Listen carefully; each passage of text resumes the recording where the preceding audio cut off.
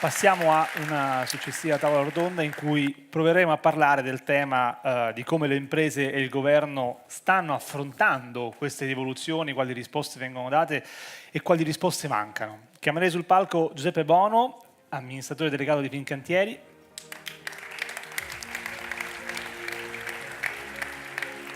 Massimo Garavaglia, sottosegretario dell'Economia e delle Finanze. E Gianluca Rana, amministratore delegato di Pastificio Rana.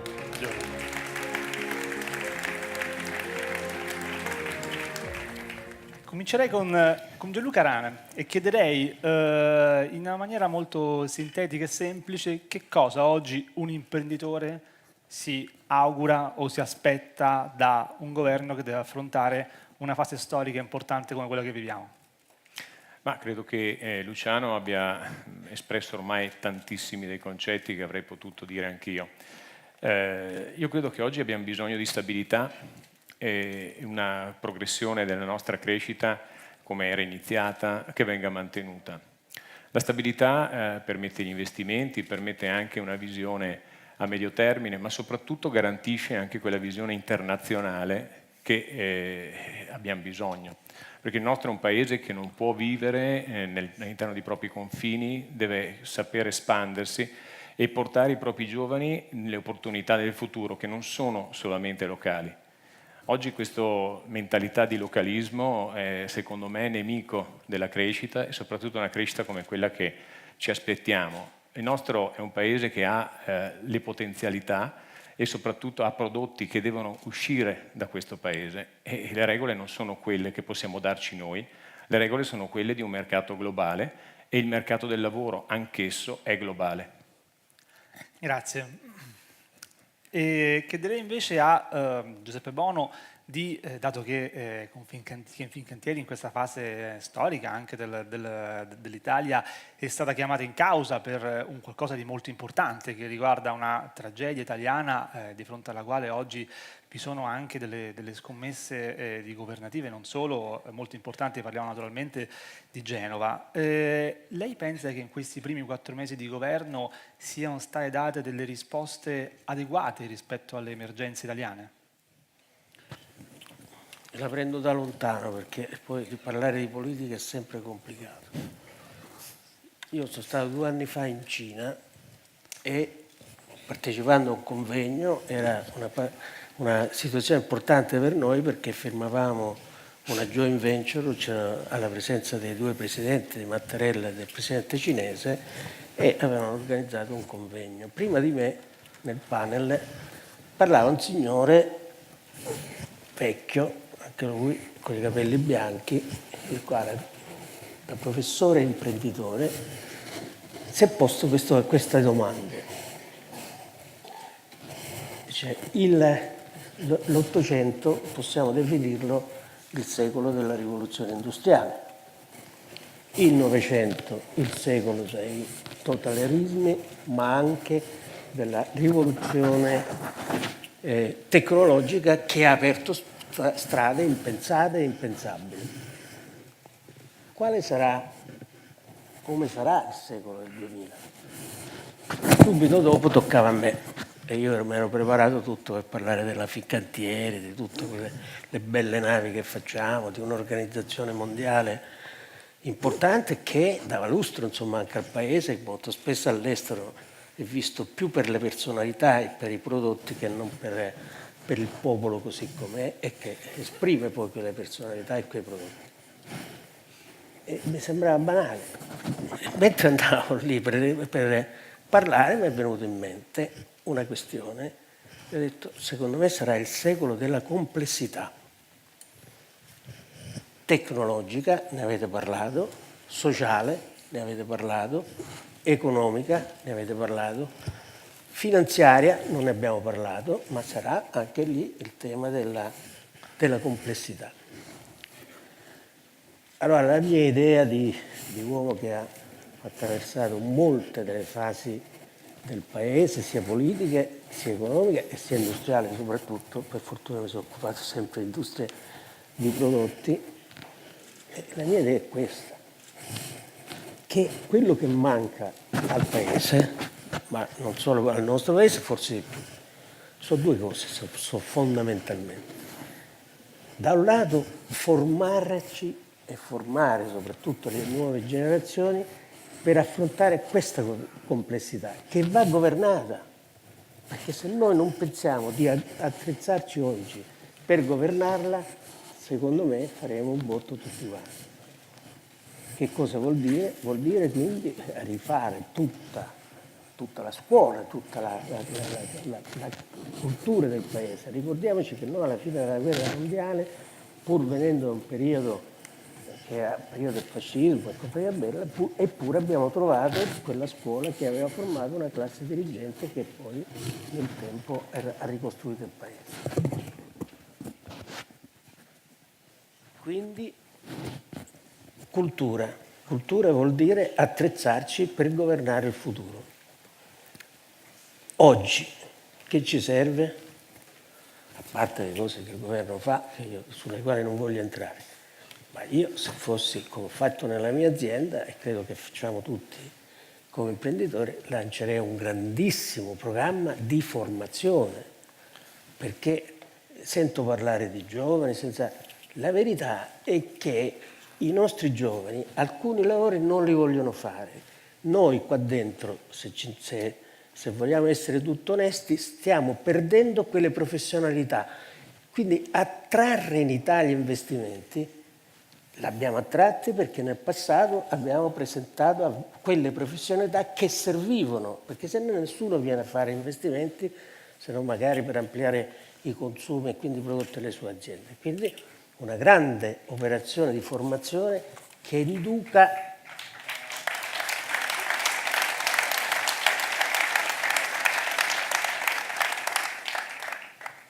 i giovani a non apprezzare il valore del lavoro.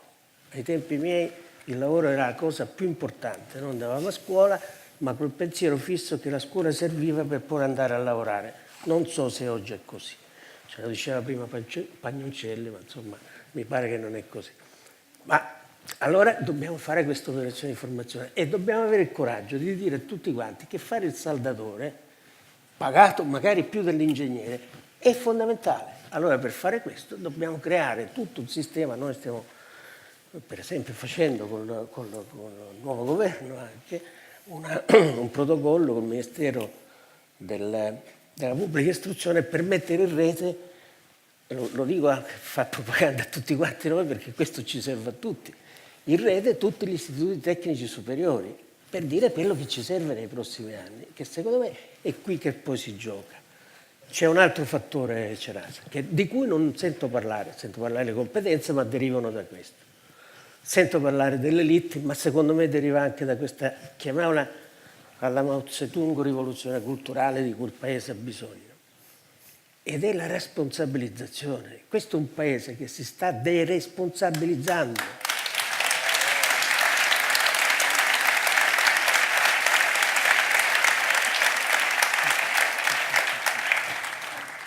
E a Caravaglia, che stimiamo come una persona competente, che voglio dire, non si fa una legge per dire tu devi fare questo.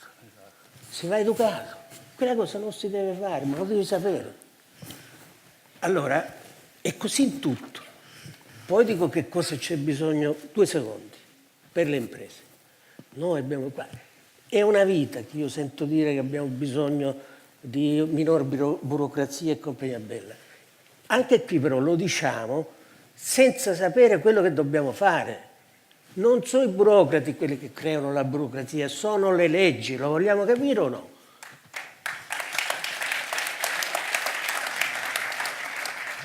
Siccome me ne prendo sempre, però sono onesto fino in fondo.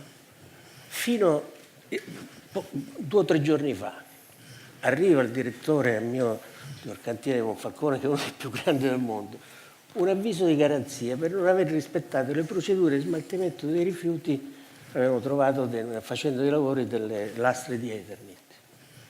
Era stata chiamata l'ASLA e l'ASLA, come è previsto, si è assunta tutto il compito secondo le procedure per smaltire i rifiuti. Adesso io vi dico, ma vi pare possibile che possano succedere queste cose? Cioè, da un lato, una parte della pubblica amministrazione si prende l'incarico di fare le cose perché è chiamata a fare. Dall'altra, una parte della pubblica amministrazione imputa all'imprenditore di non fare quello che invece sta facendo l'altra parte della pubblica amministrazione. Allora, Vincenzo, io te lo dico da un po' di tempo, lo dico da un po' di tempo. La vera battaglia è questa. Dobbiamo sfruttare le leggi. Le leggi non è che ci devono lasciare nel far questo, ma ognuno di noi, io ho apprezzato moltissimo l'intervento stamattina di Renzo Rosso, perché è un richiamo a questi principi basilari. Noi siamo imprenditori, creiamo ricchezza. Se non creiamo ricchezza, non si può distribuire quello che non c'è.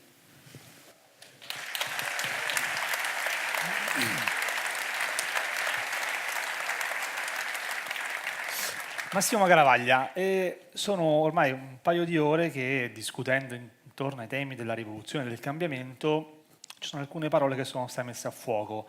Competenza, abbiamo affrontato, responsabilità e paura. Coloro che adesso si trovano alla guida del governo hanno dimostrato di essere molto bravi a capire le paure degli italiani. Oggi in questa sala sta emergendo un'altra paura, che è quella dell'incertezza. Ed è un'incertezza che è motivata da alcuni fatti, alcuni li abbiamo visti ieri con le borse che hanno bruciato 25 miliardi, lo abbiamo visto con lo spread che oggi si trova a 150 punti in più rispetto a 4 mesi fa, e c'è un clima di incertezza. E osservando l'incertezza oggettiva e l'immagine del festeggiamento sul balcone di alcuni suoi colleghi di governo, in molti si chiederanno: ma che cosa c'è da festeggiare esattamente? E io le rigiro questa domanda: ma che cosa c'è da festeggiare? Ma, come ho già avuto modo di dire, non c'è niente da festeggiare, c'è da tirarsi su le maniche e far crescere il PIL. Noi abbiamo un problema, siamo 27esimi su 27. Data la forza del nostro sistema manifatturiero e imprenditoriale, è una cosa inconcepibile. E lì dobbiamo intervenire. Non esiste che siamo gli ultimi in crescita, dobbiamo far crescere il PIL. E allora come? Io qua ho preso qualche appunto. Stabilità, sì, politica, ma anche di misure. Non puoi tutti gli anni sapere se una misura c'è o non c'è. Libertà di azione, che è la cosa fondamentale, sia per i giovani che abbiamo visto prima, sia per le aziende. E quindi rimuovere tutta una serie di ostacoli, poi lì arriviamo. E poi gestire la complessità e quindi l'innovazione, che a mio avviso non può essere governata, va cavalcata. Pensare di poter immaginare come incentivare l'innovazione è demenziale. L'innovazione arriva da sola, bisogna rimuovere gli ostacoli per far sì che sia più veloce possibile. E allora qualche esempio di ostacoli da rimuovere. Prima Bono parlava di rifiuti. Bene. Avete presente l'Arcisate Stabio? Il tunnel che abbiamo fatto con la Svizzera. Perché abbiamo finito 2 anni dopo gli svizzeri? Perché loro hanno bucato e hanno usato le rocce per fare la massicciata del treno. Per l'Italia quello era un rifiuto. Quindi abbiamo pagato per smaltire quello che gli svizzeri hanno usato sotto per fare il treno. Ecco, quindi non è questione di avere le ditte che non sono brave a fare i lavori, è questione di avere delle regole stupide che vanno aggiornate, rimosse, modificate. E qui il supporto vostro è fondamentale. Non ci sono, come diceva giustamente, leggi in più da fare, ci sono regole da togliere. Esempio di regole da togliere: l'avanzo di amministrazione dei comuni. Sembra una roba da niente, ma abbiamo consentito dal 1° di gennaio, e tra l'altro uscirà una circolare a breve, quindi già nel 18, a tutti i comuni di spendere tutto l'avanzo di amministrazione.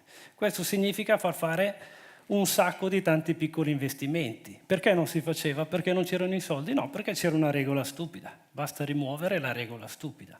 Potremmo andare avanti all'infinito.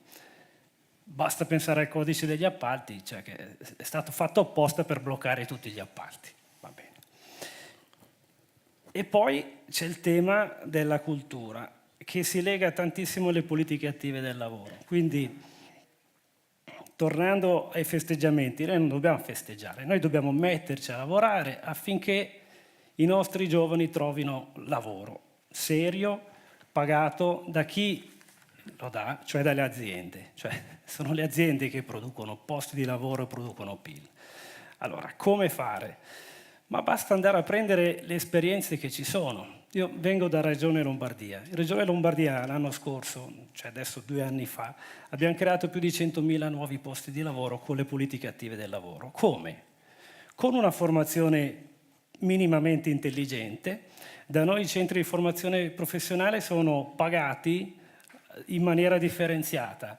Più soldi a chi aggiusta i motori di aereo, perché tanto lì appena entri hai già il lavoro dopo 3 anni di corso, e meno a parrucchieri e estetiste, perché oggettivamente non è che ci sia grande domanda. Ecco, sono banali, piccole regole che però funzionano.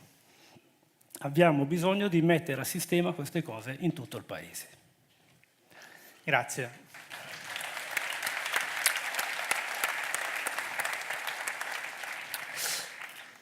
Gianluca Rana, abbiamo affrontato tantissimo il tema dei giovani anche in questo intervento, anche nel video che ci ha preceduto.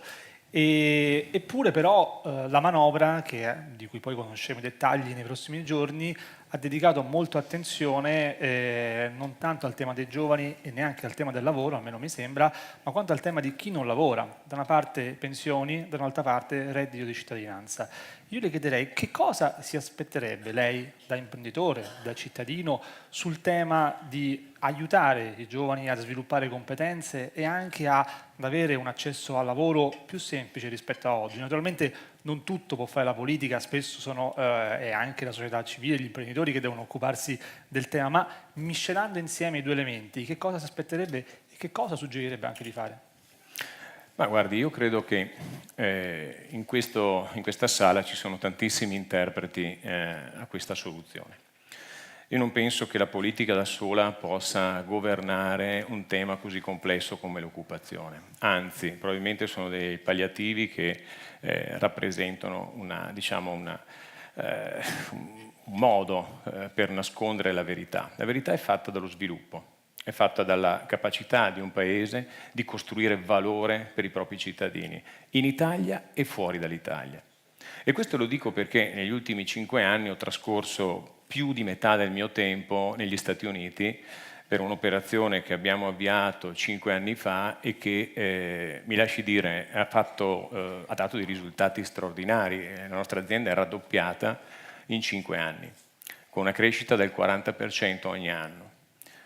Ma non è che sia successo perché c'è un geniale imprenditore giovanissimo, di 80 anni, che comunica splendidamente i tortellini in televisione, vero? Perché se pensiamo che sia solo quella l'arma segreta con cui gli americani hanno deciso di acquistare per più di 350 milioni di dollari dei prodotti italiani di nicchia, autentici, ma storicamente molto legati alle nostre tradizioni, comunicati da un signore, ripeto, giovanissimo, perché se fosse qua mi riprenderebbe immediatamente su questo concetto, ma raccontati da lui, che parla rigorosamente dialetto veronese.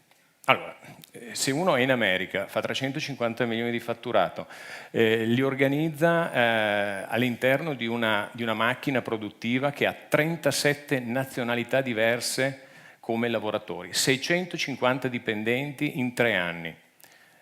Io credo che questo, al di là del risultato, ha una sola parola, e sono i giovani.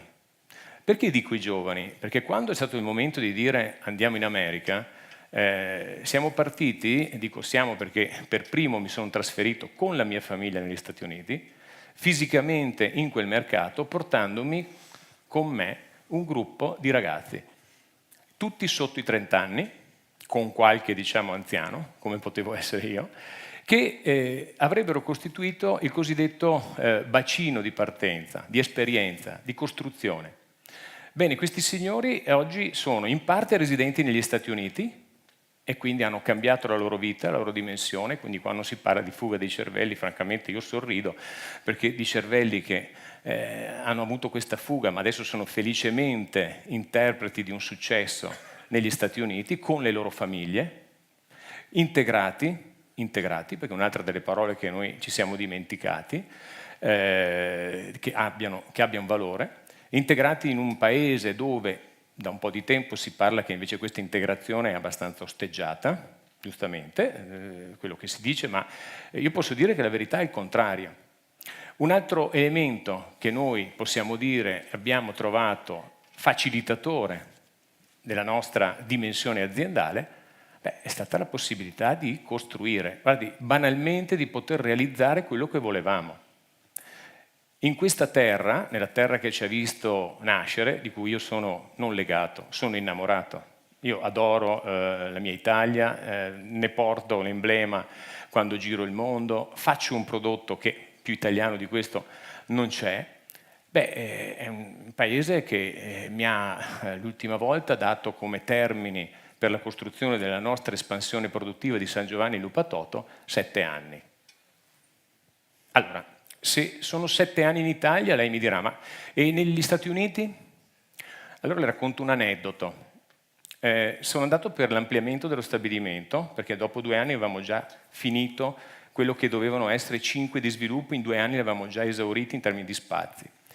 E il sindaco del villaggio sono andato e ho detto, guardi, dovrei ampliare, mi può dare un po' i parametri, le distanze, quali sono, a chi mi devo appoggiare? No, lei mi dica cosa ha bisogno.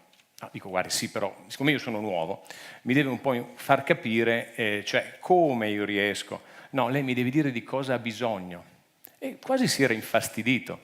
E ho detto, guarda, io ho bisogno di triplicare l'azienda, però purtroppo il mio terreno insiste all'interno di un compendio dove ci sono strade, le strade, ci sono i rispetti. No, il rispetto qui non c'entra. Lei mi deve dire di cosa ha bisogno. Se lei ha bisogno di 3 volte, lei presenti i disegni. Io in un mese le garantisco le autorizzazioni. Allora, adesso per carità, non sarà facile realizzare la stessa cosa. Allora ci ho riprovato, sono tornato poi in Italia, nel frattempo avevamo bisogno di crescere anche nel nostro paese e cosa ho fatto? Sono andato dal mio sindaco, gli ho detto guarda, sindaco del mio paese, un piccolo paese di Verona, vicino a Verona, gli ho detto guarda devo ampliare, noi abbiamo 650 dipendenti che lavorano qui, stiamo facendo un ampliamento e ci servirebbero altri 5.000 metri, poi in progressione altri 10.000 e 15.000. E lui mi fa, vabbè adesso un attimo, vediamo, la conclusione è stata 3 anni. Allora io ho dovuto fare qualcosa di diverso, sono andato a cercare un altro stabilimento, mi sono mosso, nel contempo ho avuto anche la fortuna, forse anche il lavoro fatto negli anni, siamo riusciti a acquisire il nostro primo concorrente europeo, peraltro di una grande multinazionale mondiale, e oggi parte del lavoro non viene più fatto a Verona, viene fatto a Cuneo, che va benissimo, è sempre una meravigliosa terra italiana, però l'opportunità che io avrei dovuto dare e mi sento di dover dare perché i miei concittadini ci hanno permesso di essere dove siamo adesso.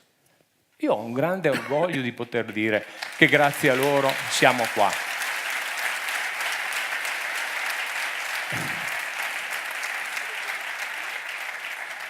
Io adoro il mio paese e ogni volta che ho la possibilità di investire nel mio paese lo faccio con orgoglio e questo ci viene riconosciuto.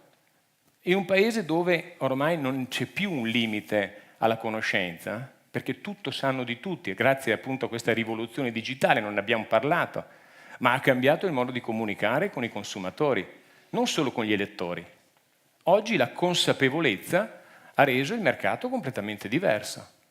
Il mondo che prima andava da up and down, cosa significa? Che qualcuno attraverso la televisione, forse l'unico mezzo che veniva utilizzato, parlava e dava delle indicazioni, costruite da una funzione di marketing a qualcuno che poi sotto aveva, l'intenzione di acquisto. Oggi questo è cambiato, è bottom up, ci sono dei signori che a casa propria insistono e indirizzano i consumi e addirittura che cosa fanno? Scelgono l'unica risposta, una vecchia parola, innovazione. Perché il consumatore non può più pensare di acquistare solo quello che è un'invenzione della pubblicità. E quindi l'altra parola d'ordine qual è? Verità.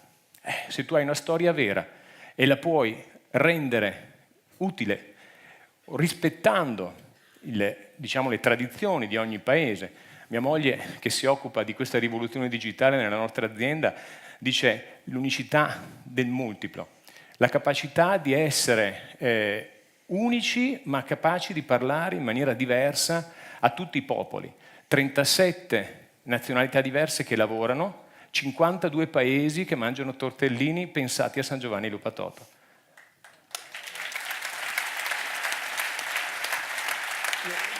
Quindi io mi permetto di dire che la parola integrazione a me fa ridere.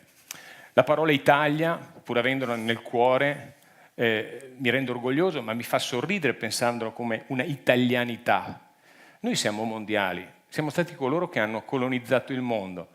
Andiamo in tutto il mondo e i nostri prodotti, il design, non solo l'alimentare, sono e rappresentano un'immagine, ma anche le nostre navi, anche coloro che sono riusciti a portare nel mondo questi valori. E non possiamo continuare a guardarci le scarpe. Le scarpe non ci interessano, anche se sono bellissime e fanno parte del nostro fashion, ma dobbiamo guardare oltre. Dobbiamo costruire un'immagine per i nostri figli di cui siano orgogliosi del lavoro che faranno. Un'ultima cosa, la scuola. Parlava prima della scuola e diceva ma dobbiamo lavorare sulla scuola, sull'educazione, cambiare. Guardi, c'è un grosso problema in questo paese, che la scuola ha perso dignità. Una volta il maestro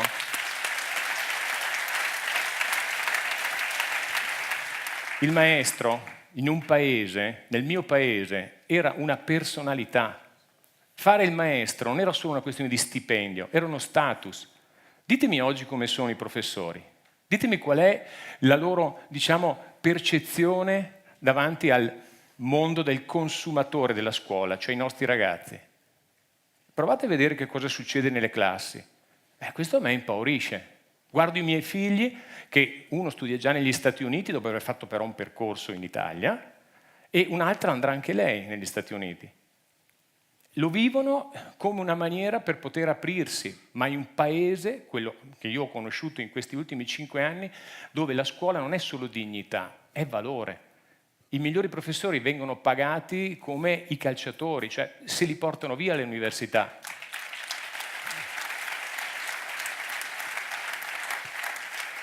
Allora, che io dia una ricetta, anche se di ricette ne faccio tante, visto il lavoro che faccio, però non è sicuramente una ricetta. E poi questi signori qua di ricette ne hanno, credetemi. Hanno solamente bisogno che vengano lasciati lavorare.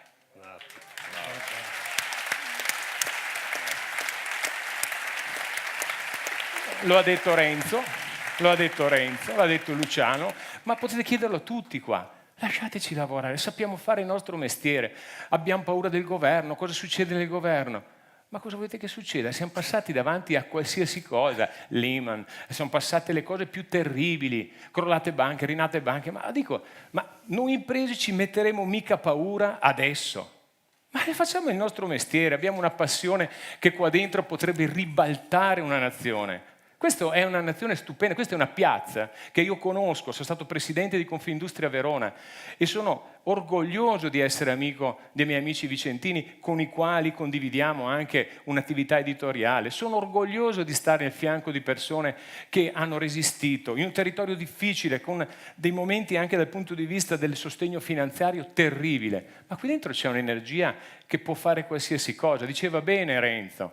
Proviamo ad ascoltarli, va, dai, magari così, gente che viene da 50 anni di storia ha qualcosa da insegnare a chi è da lì da 10 minuti.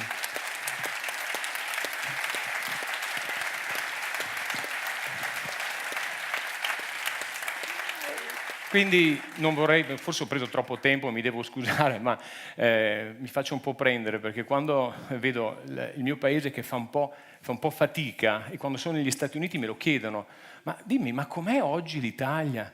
E in Italia lavoriamo tanto, tantissimo e siamo molto bravi, siamo talmente bravi e siamo così bravi soprattutto perché ci alleniamo da morire. Provate a immaginarvi vivere in un paese dove ti fanno costruire dopo 7 anni uno stabilimento, ma il giorno in cui ti dicono costruisci, ci raddoppi, è ovvio. È ovvio. In un paese dove hai chi ti fa la denuncia perché hai messo fuori dalla tettoia l'Ethernet, e sarà mica la volontà di Fincantieri a fare delle cose fuori dalla norma, dai, non posso credere che vadano a spendere il loro cervello per lesinare questa cosa. No, è semplicemente perché non viene rispettato uno dei nostri grandi capacità, che è quella di crescere sostenibilmente, perché questa gente qui è un fatto sociale. Io l'ho detto il mio primo giorno di Confindustria quando sono arrivato a Verona. L'impresa è un fatto sociale. Non dovete cominciare a raccontarlo in un'altra maniera. Anche voi giornalisti. Il nostro paese deve all'impresa tutto quello che abbiamo. E io lo dico con grande orgoglio. Sbaglierò, qualcuno mi potrà riprendere, non mi interessa. Però io adoro questo paese e adoro la mia passione, che è fare il mio lavoro e dare lavoro oggi a 3.450 famiglie nel mondo, non solo in Italia. In Italia siamo raddoppiati negli ultimi 5 anni e siamo raddoppiati chiaramente anche negli Stati Uniti. Abbiamo investito negli Stati Uniti? Certo che abbiamo investito negli Stati Uniti. Abbiamo delocalizzato? Ma no! Abbiamo internazionalizzato l'azienda perché un tortellino da San Giovanni Lupatoto fresco non ci può arrivare a Chicago. E quindi ho dovuto fare uno stabilimento là. Ma questo vuol dire che ho distolto investimenti? No, ho continuato a credere nel mio paese e ho portato i miei ragazzi, i ragazzi di San Giovanni Lupatoto, a vivere a Chicago una nuova vita, una nuova dimensione, che non è più quella italiana, non è più quella di Verona, non è più quella di San Giovanni. È la vita che tutti noi vorremmo, avere dei ragazzi, figli del mondo che viviamo e capaci di navigare su questo mondo digital che è loro e non è più nostro. Grazie.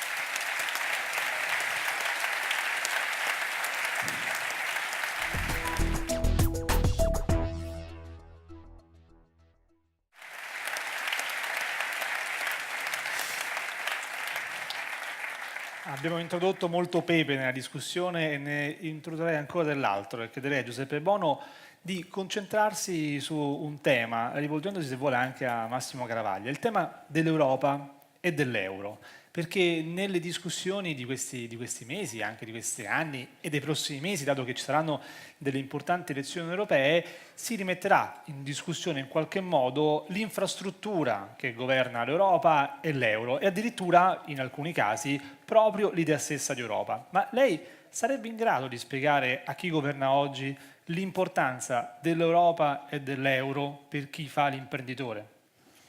Io credo che chi governa oggi lo sa, perché insomma basta leggere i libri, i giornali.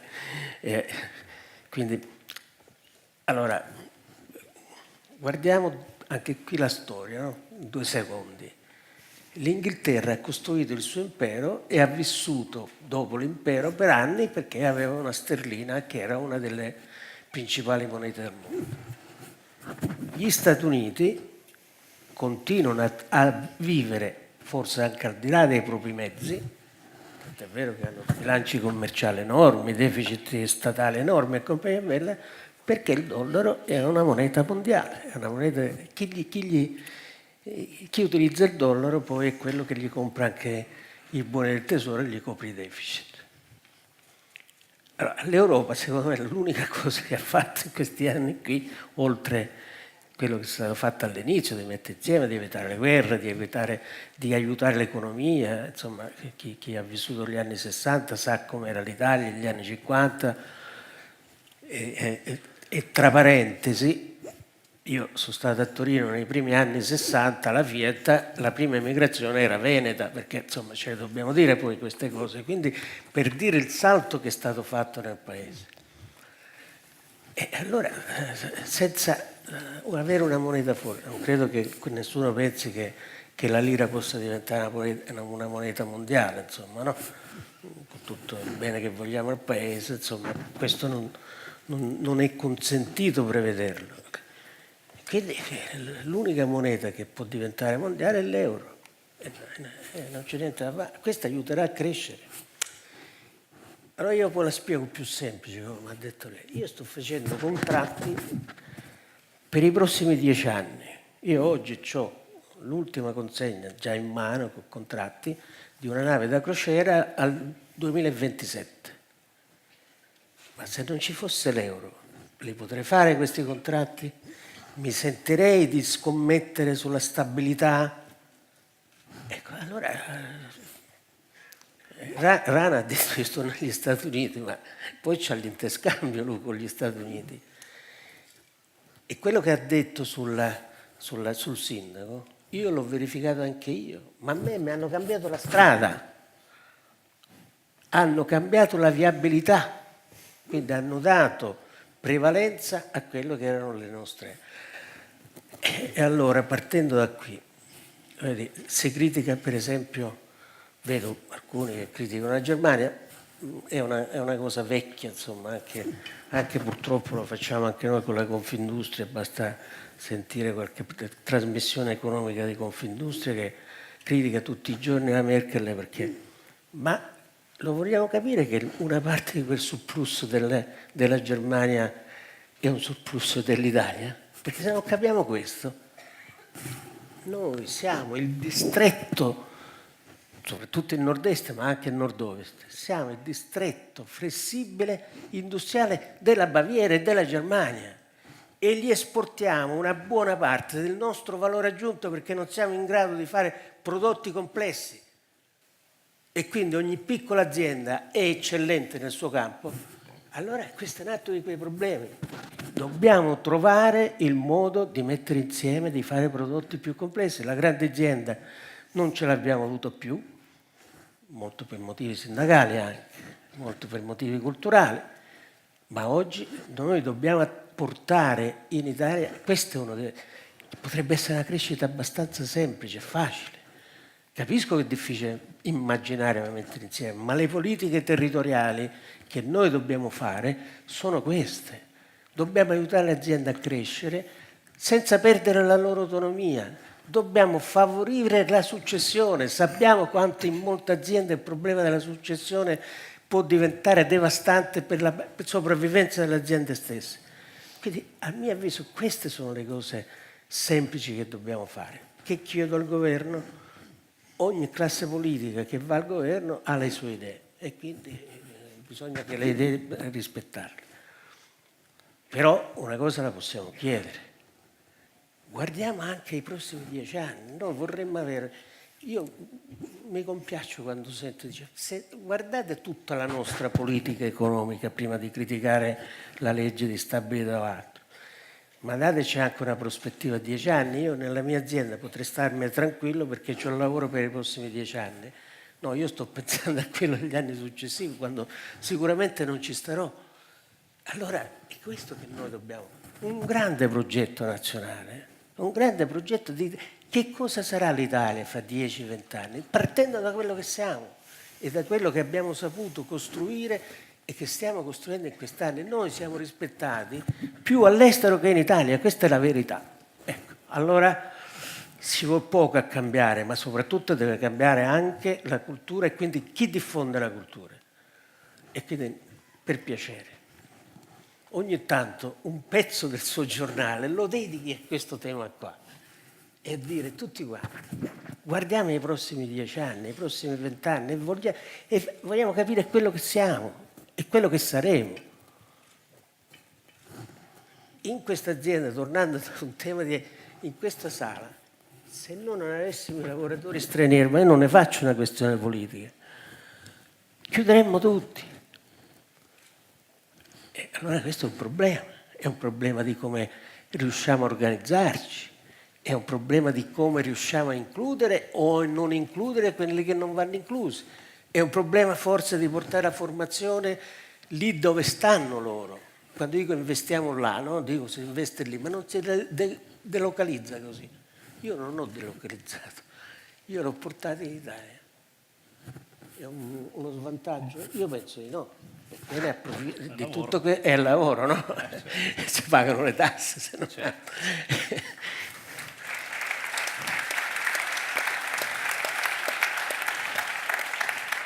E poi mi piace chiudere perché anche io credo che pur non lavorando per me stesso, ma lavorando per un'azienda che non è la mia, quella passione che ha trasmesso Giovanni Rana, che è la passione mia, ma è la passione che abbiamo saputo trasferire nella nostra azienda. Noi abbiamo il cantiere, memoria di un varo a Castellammare di Stabia del 1786, prima della Rivoluzione francese. Quel cantiere è ancora lì. Ma di che cosa dobbiamo aver paura nel mondo?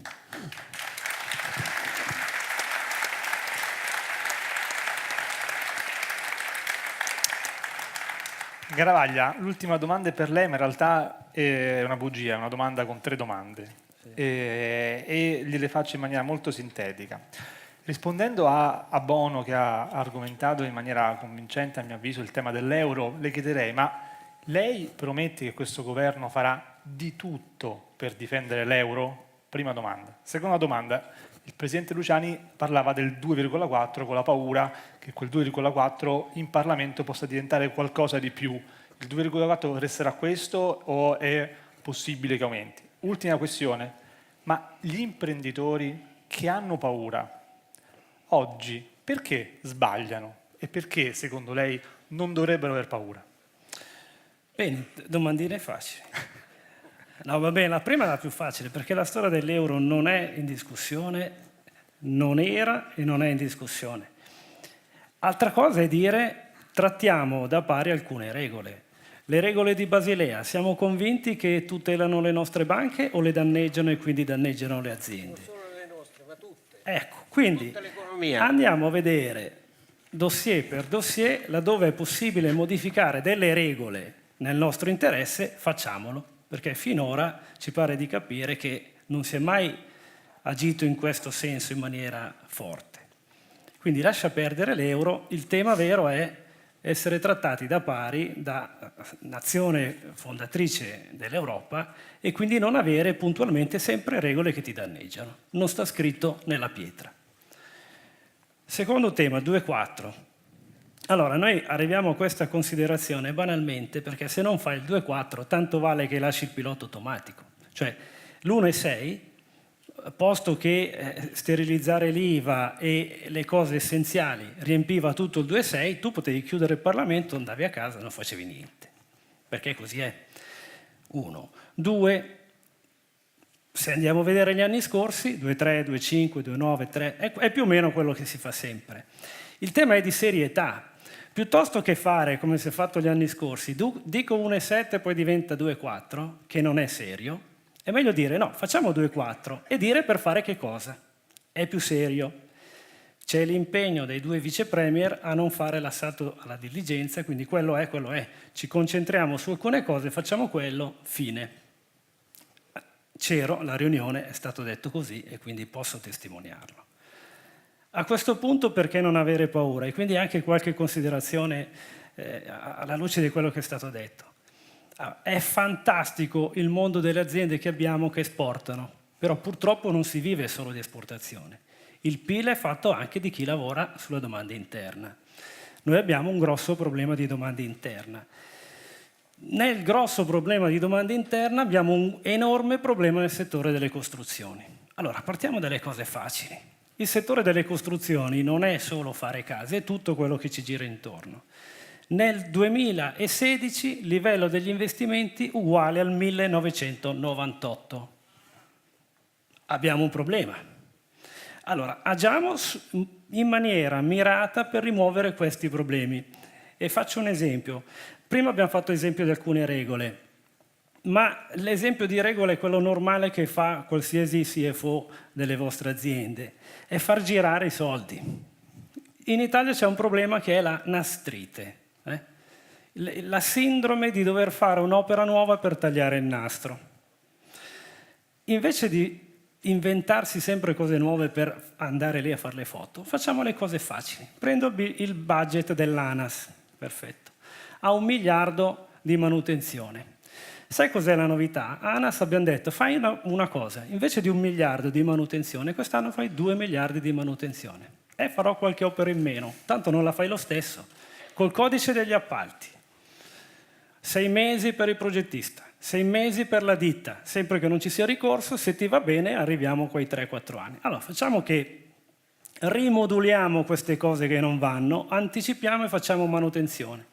1 miliardo in più, dell'ANAS vuol dire 100 cantieri da aprire in 100 giorni e chiudere in un anno, diffusi su tutto il territorio, fatte da tutte le aziende tipicamente italiane, perché l'asfaltatura almeno quello non le importi. Ecco, non è difficile mettere in campo delle azioni che accelerano la spesa di investimento diretta nel Paese. Ecco, il focus principale da quel lato per far ripartire è questo, sugli investimenti, in questa maniera normale, da normale gestore di un'azienda. L'altro tema è lasciare un po' libere le aziende di fare. Ecco. Su questo noi abbiamo messo 2 misure. Una misura piccolina, per quei giovani che abbiamo visto prima. Deve avere il coraggio di aprire partita IVA, va bene, sai che paghi fino a 65.000 euro, paghi il 15, non ti rompe le balle la finanza, non devi fare niente, il commercialista non ti serve neanche. Semplice, chiaro, vai, produci, mettiti in gioco. Ma per le aziende, anche qui, invece di inventarsi sempre la misura cervellotica per innovare nel settore, che diciamo, decidi te che cosa vuoi fare, ti tieni i tuoi soldi, facciamo che giriamo la frittata, ti tieni i tuoi soldi, l'IRES invece del 24% diventa il 15%, se fai quello che è utile fare, investi, capitalizzi, assumi. A questo punto invece del 24% paghi il 15%, a regime. Quindi non hai tutti gli anni da vedere, me lo finanziano o non me lo finanziano. No, siccome sono soldi tuoi è a regime. Ecco, questo è un altro esempio di come secondo noi si può iniziare a dare una risposta. Ha ragione Bono, il mondo non finisce domani, però almeno deve avere un'idea di dove vuoi andare. Questo è. Grazie.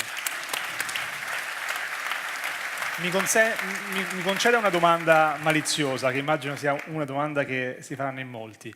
Un grande cavallo di battaglia della Lega è stato la flat tax. Flat tax, tradotto, è un'aliquota.